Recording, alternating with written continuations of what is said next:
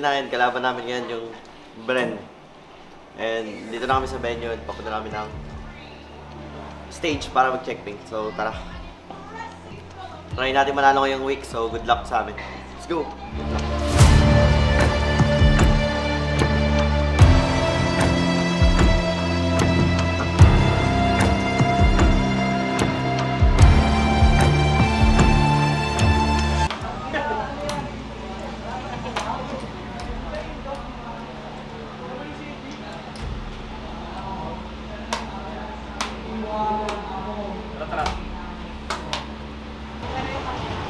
Guys, may bagong magic na totoo.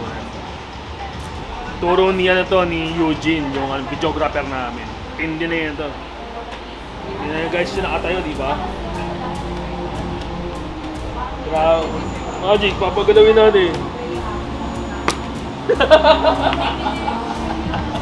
Kita yun guys? Turo ng videographer namin yun. Lupit. Kumanga. Kumanga, ayun, no? Di ako paniwala. Oh. Diba?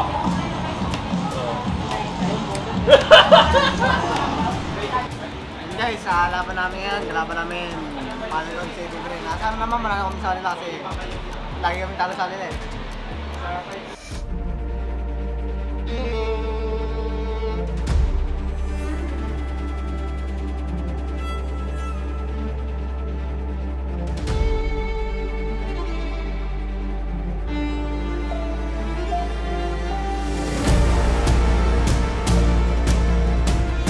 Guys, checkping na sila versus Falcon Safety Bren na sana manalo tayo.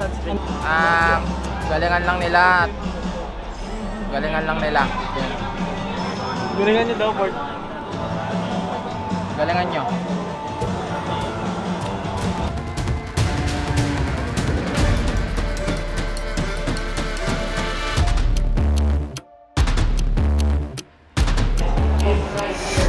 Kasama ko yung mga ka-team ko, nanonood kami ngayon sa Guys, ito na yung araw na hinihintay rin natin, mga kalaban nyo na ulit yung Bren.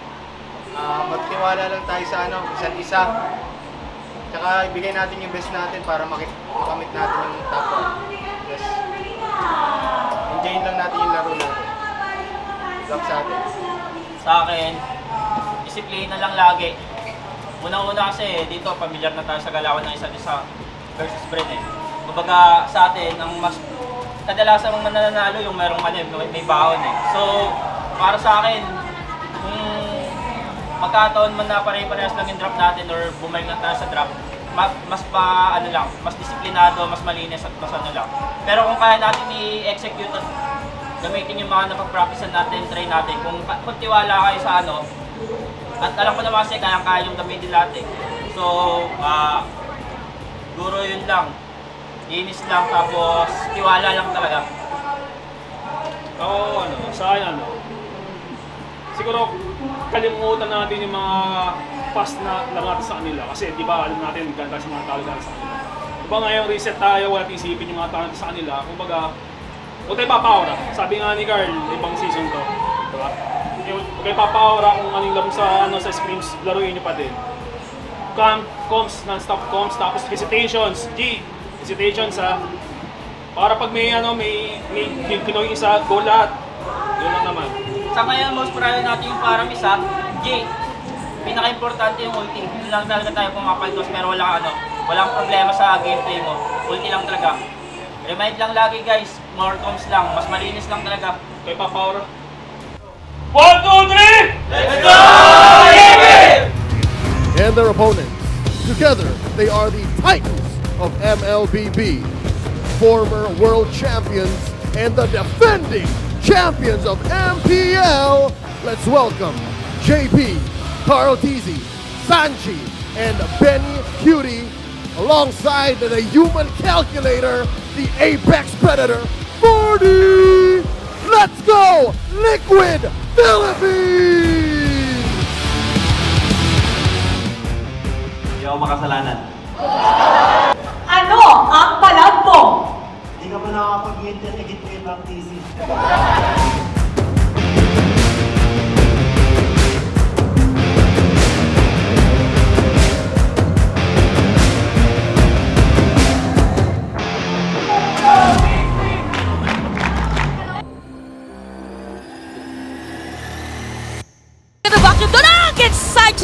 sunog, ginamit yung Purify para mabilis at lumalagitik na yung damage. Tempest Blades para dito kay Carl. DC, Super Marco kumakalmot na ulit. At sakit na criticals na ipinapakita. Double kill pa nga para sa kanya. Tatlo lang ang natitira para sa TLPH para makadepensa. Pero First Lord pa lang naman. Mabilis lang to para sa kanila. Makipasi mo kung nararamdaman na rin ni JP yung hapde ng bawat blade na nagmumula sa jungler ng Falcon Safety Friend. Madedepensa man ba ito ni Benny Cutie? Ay! Sinacrifice dito pero yung nga lang si Kyle DC medyo mailap doon sa damage sakit Benny Cutie! Pero hindi sapat! Napatay man si Kyle DC!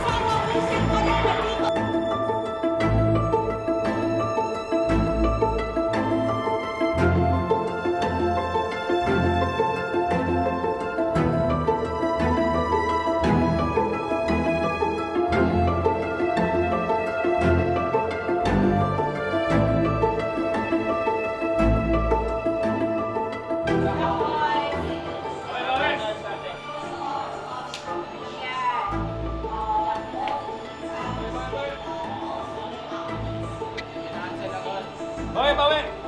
Ang assassins, dalawang junglers, magkakatakbo din doon sa bandang itaas. Pero magsabayan yata, naiwasan yung Ugi Shadow Kill! Sa place pero nakabili dito si Carl DC na Immortality. It's gonna be shut down para dito kay Kyle DC.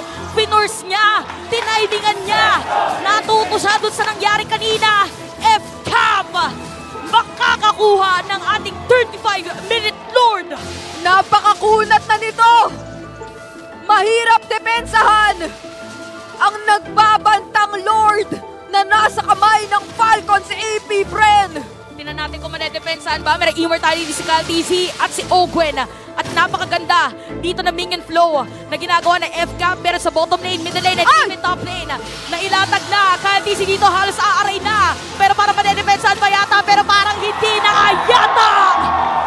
Dahil Falcons, AP Bren, after ng napakahabang game,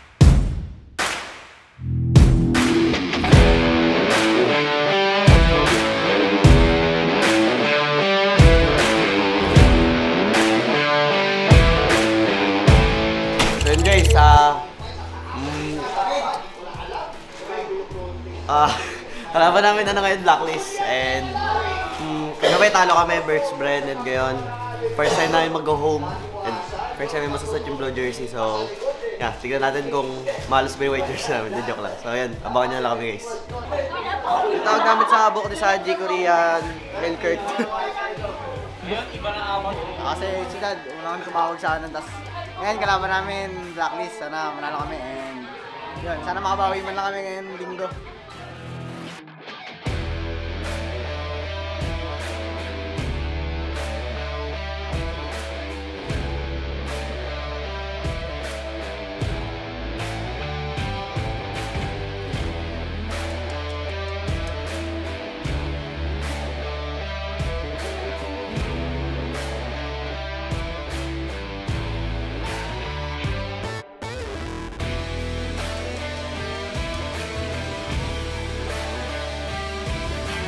Guys, laban namin versus Blacklist.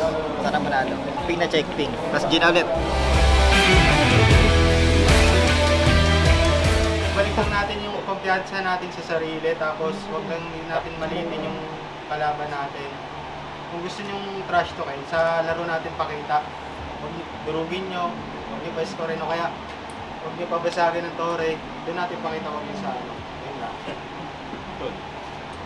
Yun, disiplina pa rin nung una, syempre, yung ano, mas lalo tayo magplano. Sobrang, pag butihan natin yung pag-strategize natin lalo sa laro. Kasi, minsan, tayo kumbaga nasasobrahan tayo or minsan nakukulangan. Try nyo lang din mag-focus sa pagpaplano kasi yung simula ng kasasin tayo, parang nakukulangan na tayo sa sa plano. Kahit kaya na natin tapusin minsan para play safe tayo. May mga times kasi na kailangan sumugal din Yun, focus lang din, tapos tiwala pa rin sa isa't isa, tapos tiwala sa shot call. Siguro sa akin, tulad nung kahapon, siguro yung as much as possible, yung hesitation, kaya tanggalin yung hesitations natin, mas maganda. O lesson natin, mas okay din yun. Tapos siguro yung tiwala sa kampi nyo, bike lang yun. Alam namin tiwala naman kayo, pero kumbaga yung 100% hindi nandun Kaya kayo nag-hesitate Pero kung 100% kayo ng yung tiwala sa mga kampi nyo, wala tayong hesitation na mangyayari So yun lang, once na nakawan tayo ng lead, wala nating pabayaan, wala nating bigyan space na makabawi sila. So as much as possible, kung kaya tapusin mas maaga, tapusin natin mas maaga. Tapos kung ano yung pag-uulan mga kasama nyo, punan natin. Kung may kulang sa comms yung isa, edi punahin natin, comms. Kumbaga, di ba? Tulong-tulong rin naman tayo agad. Yan naman. Ayun, so ito naman, yung sa early game, yung tatlong mid, medyo ingat lang. Okay naman mag-aggressive as long as sigurado kayo or 1 point kayo sa gagawin. Next is, tama si technical hesitations. If tingin nyo talaga na mali yung comms ng kasama nyo, make sure lalong-lalo na sa Lord fight kasi napaka-crucial yun Pag nag-iwalay kayo sa Lord fight, automatically, doon na kayo magkakaproblema, gagawin na kayo ng kalaban. At saka huwag kayong mag-focus sa isang lane lang. Pag nagpaplano kayo ganito, sa drafting, kapag nakikita nyo na masyado kayong na-focus doon sa isang hero na hindi nyo naman gusto kalaban, iban nyo na lang. Kaysa sa kuha kayo ng kuha, deny kayo ng deny, tapos hindi nyo naman pala comfort gamitin sa composition nyo. Stick kayo dun sa plano, huwag kayong mag-last minute changes. Naiintindihan ko, minsan mahirap silang kalaban, ganyan-ganyan. Pag-uusapan nyo after the game, huwag mismo dun sa mismong draft na yun, dun kayo nagpapalit ng desisyon. Tiwala lang din sa coaches nyo. Kung minsan hindi kayo comfortable, agad nyong sabihin, kaysa dun sa nakikipag-discussion kayo sa mismong sa stage. Kasi napaka-importante ng plano. Kaya tayo nagsasimulate para masunod yung plano. Hindi pa natin napapractice masyado. Doon nalalabas agad sa stage. Siyempre, mahirapan kayo kasi hindi naman yun yung na-practice. So yun lang, presence of mind lang din. Pag nakikita nyo yung kasama nyo medyo wala sa vision, lagi nyo i-remind na reset. Blacklist kalaban natin ngayon, huwag natin malitin. Pag nakapunta sila sa atin, mas lalo tayong mahirapan makabawi. So ayun lang, good luck boys, and let's go for 2-0 today. Good luck. 1, 2, 3! Let's go!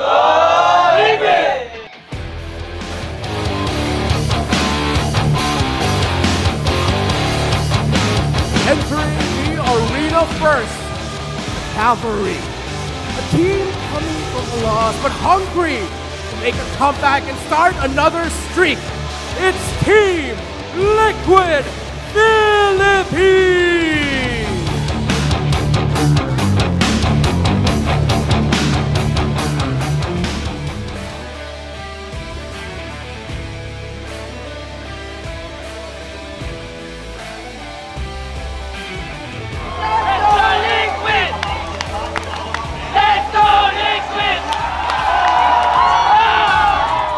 O ang makikita nila si Sanford at mahihila din nila ang Lord papunta sa kanila. Kung sino man makapag-retry nito ay napakalaking bagay na kay MP at na kay Karl ang bola ngayong labang ito. Okay, pang-apat na Lord na ang ating pinag-uusapan. May reset din, soft reset actually para dito sa Team Liquid PH. Pero si JP, si Lord JM, kagala kanila pupunta rin pero nakagamit din ang Winter's Crown. Habang inumin ng blast, dalawang tinamaan doon. Ilalapag na rin yung ultimate habang may diversion play sa Angie ay tumakas na. Pero may nangangamoy split push. Nangangamoy split push. Ilalaban na ni Carlito. Hindi nila pa uuwiin. Walang uuwi sa pamilyang ito. Walang uuwi. Dahil ang Game 1 ay mapupunta sa Team Liquid PH. Nilabas na natin. Nagwang-wang na ang ingay na nagwang-wang. Nag-ring na nga yung cellphone. Sinabi natin po.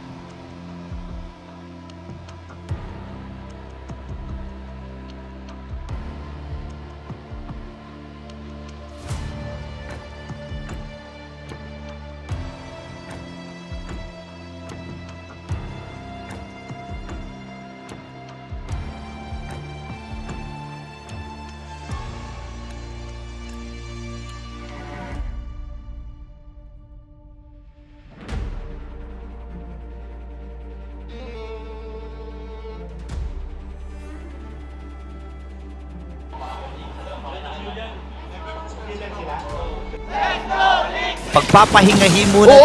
Ay, wait lang, may implosion din na gagawin habang nailatag na rin ni JP yung kanyang ultimate. Pasok din! Si Carlito nakakuha na naman. Double kill para sa kanya. At ito na nga ata ang pagtatapos. Netherrealm na pop na rin. Dito ni Sanji, 3 na lang ang natitira. Wala rin sila mga minions dito at kailangan na tapusin na Team Liquid PH. Sila ang magtatagumpay.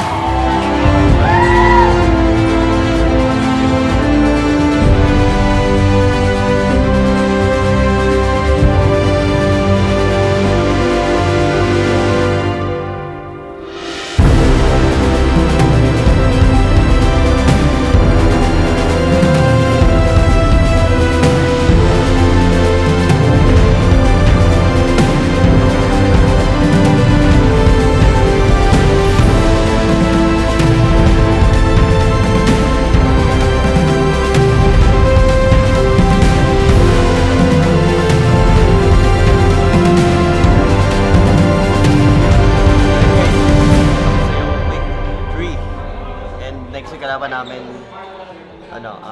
Omega tsaka Aurora. So yun, abangan nila lang. Meron, marami. Lagi naman may natutunan. Nakadepende na sa yun. Sample is mag-lip balm ako bago umalis. So yun guys, na tayo against Blacklist. So 1-1 ngayon tayo this week. Natutunan namin ngayon dito is paano kumain ng shawarma, ganon. Paano mag-jump? Paano yung jump? Tignan mo. Paano yung jump? Jump. Ito mo? Paano jump? So yun guys, see you next week.